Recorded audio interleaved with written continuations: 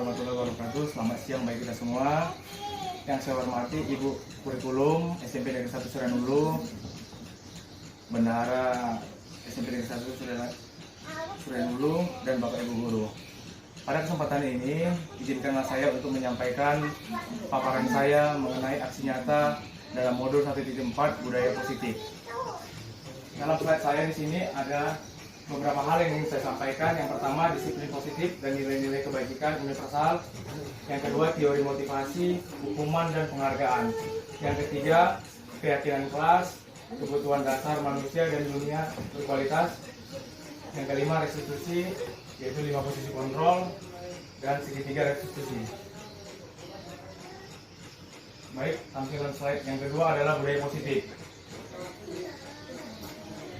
Pendidikan menurut Ki Hajar Dewantara adalah menuntut segala kekuatan kodrat yang ada pada anak agar mereka mendapat keselamatan dan kebahagiaan yang setinggi-tingginya, baik sebagai manusia maupun sebagai anggota masyarakat. Budaya positifnya, nilai-nilai, keyakinan-keyakinan dan kebiasaan-kebiasaan di sekolah yang berpihak pada murid agar murid dapat berkembang menjadi pribadi yang kritis, penuh hormat dan bertanggung jawab.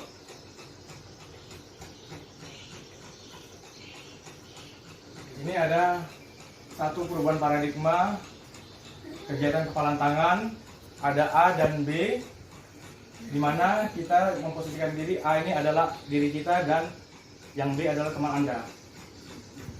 Sobeklah secari kertas kecil, tuliskan benda atau sesuatu yang sangat berharga untuk Anda, letakkan di salah satu tangan Anda dan genggam benda sesuatu tersebut dengan segala daya. Buatlah sebuah kepalan. Jadi kita masukkan di sini kertas, kita kepal.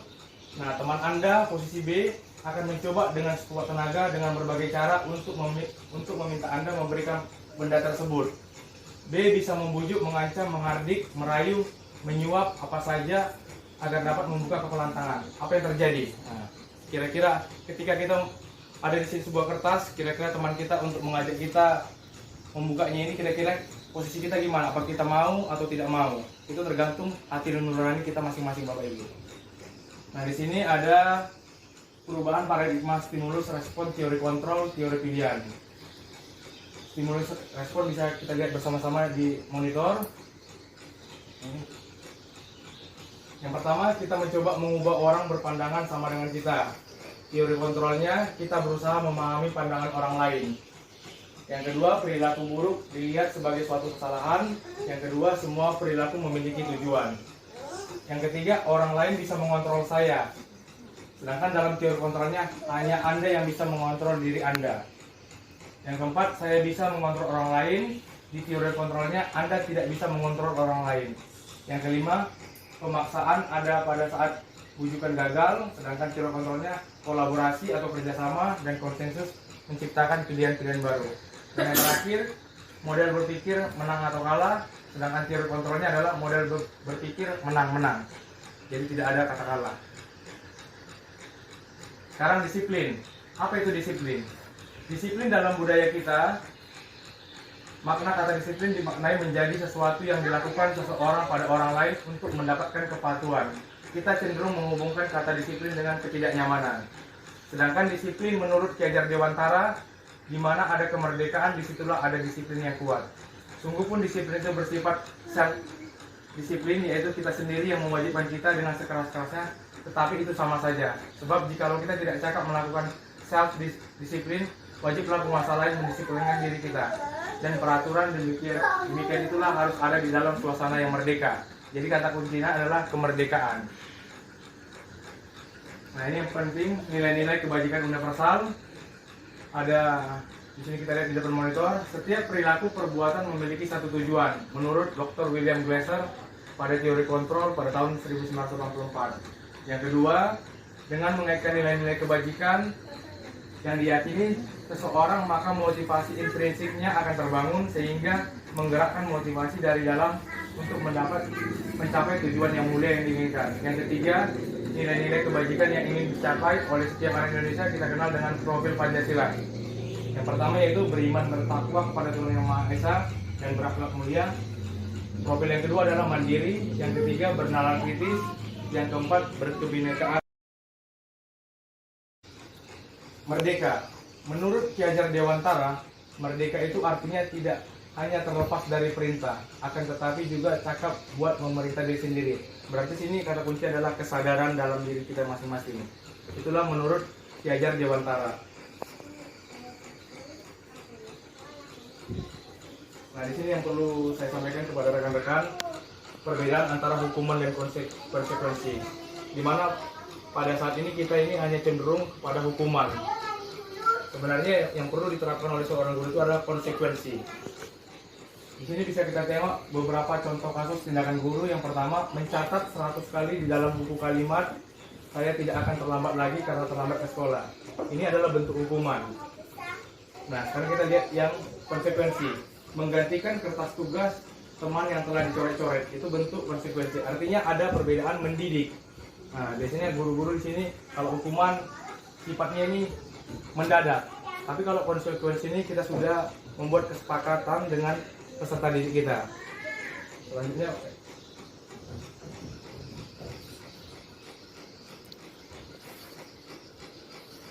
nah ini adalah apa itu restitusi. Ini adalah segitiga restitusi. Restitusi adalah proses menciptakan kondisi bagi murid untuk memperbaiki kesalahan mereka sehingga mereka bisa kembali pada kelompok mereka dengan karakter yang lebih kuat. Restitusi juga merupakan proses kolaboratif yang mengajarkan murid untuk mencari solusi untuk masalah mereka dan membantu murid berpikir tentang orang seperti apa yang mereka ingin menjadi tujuan mulia dan bagaimana harus memperlakukan orang lain. Nanti bisa kita lihat bagian segitiga restitusi. Nah, di sini ada 9 ciri-ciri restitusi. Yang pertama, bukan untuk menebus kesalahan namun untuk belajar dari kesalahan. Yang kedua, memperbaiki hubungan. Yang ketiga, tawaran bukan paksaan. Yang keempat, restitusi menuntut untuk melihat ke dalam diri. Yang kelima, restitusi mencari kebutuhan dasar yang mendasari tindakan. Yang keenam, restitusi diri adalah cara yang paling baik. Yang ketujuh, restitusi fokus pada karakter bukan tindakan. Kedelapan, restitusi fokus pada solusi. Dan yang terakhir, restitusi mengembalikan murid yang berbuat salah pada kelompoknya. Sekarang kita masuk keyakinan kelas. Pertanyaan pemantik yang pertama adalah mengapa keyakinan kelas, mengapa tidak peraturan kelas saja? Yang kedua, mengapa adanya keyakinan kelas penting untuk terbentuknya sebuah budaya positif? Yang terakhir, bagaimana mewujudkan sebuah keyakinan kelas yang efektif? Nah, ini menjawab pertanyaan tadi. Mengapa kita memiliki peraturan tentang penggunaan helm pada saat mengendarai kendaraan roda 2 atau motor? Kemungkinan jawaban Anda adalah untuk keselamatan. Yang kedua, mengapa kita memiliki peraturan tentang penggunaan masker dan mencuci tangan setiap saat? Kemungkinan jawaban Anda adalah untuk kesehatan atau keselamatan. Nilai-nilai keselamatan atau kesehatan inilah yang kita sebut sebagai suatu keyakinan, yaitu nilai-nilai kebajikan universal yang disepakati secara tersirat dan tersurat terlepas dari latar belakang suku, negara, bahasa maupun agama.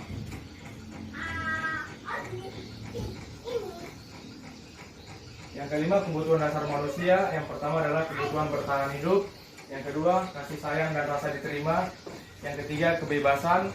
Yang keempat, kesenangan. Yang kelima, penguasaan atau power. Ketika seorang murid melakukan suatu perbuatan yang bertentangan dengan nilai-nilai kebajikan atau melanggar peraturan, hal itu sebenarnya dikarenakan mereka gagal memenuhi kebutuhan dasar mereka.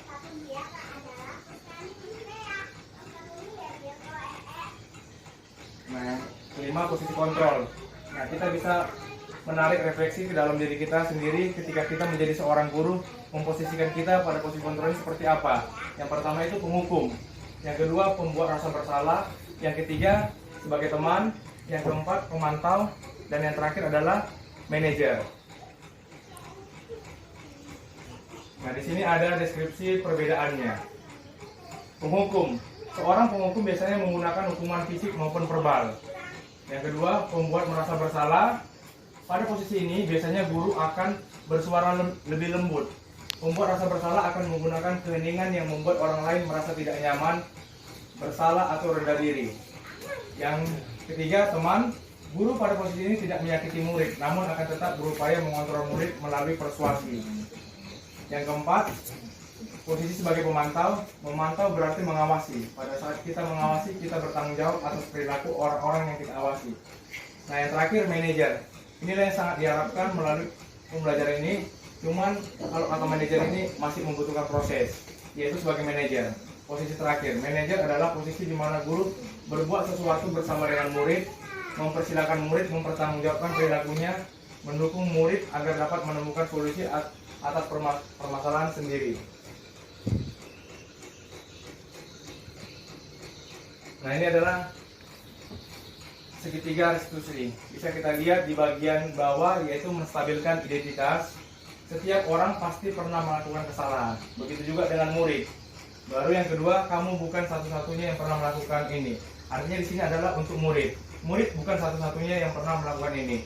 Yang kedua, tindakan yang kedua adalah validasi kebutuhan, yaitu kamu tentu punya alasan mengapa melakukan itu. Jadi seorang murid ini ketika membuat sesuatu kesalahan, tentunya dia mempunyai faktor penyebabnya. Maka kita harus bertanya. Contoh, misalnya siswa datang terlambat.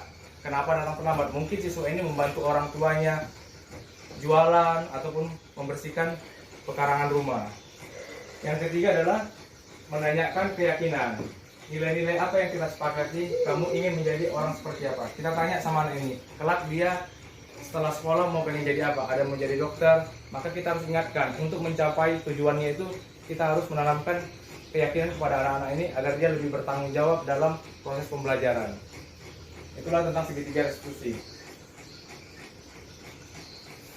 Ya, demikianlah yang bisa saya paparkan pada kesempatan ini kepada rekan-rekan tentang budaya positif. Mudah-mudahan harapan saya kita semua bisa menanamkan budaya positif di lingkungan sekolah kita itu di SMP Negeri 1 Surenhulu yang sangat kita cintai ini. Terima kasih atas waktunya. Apabila ada kata-kata yang salah, saya mohon maaf. Saya akhiri dengan kata-kata terima kasih.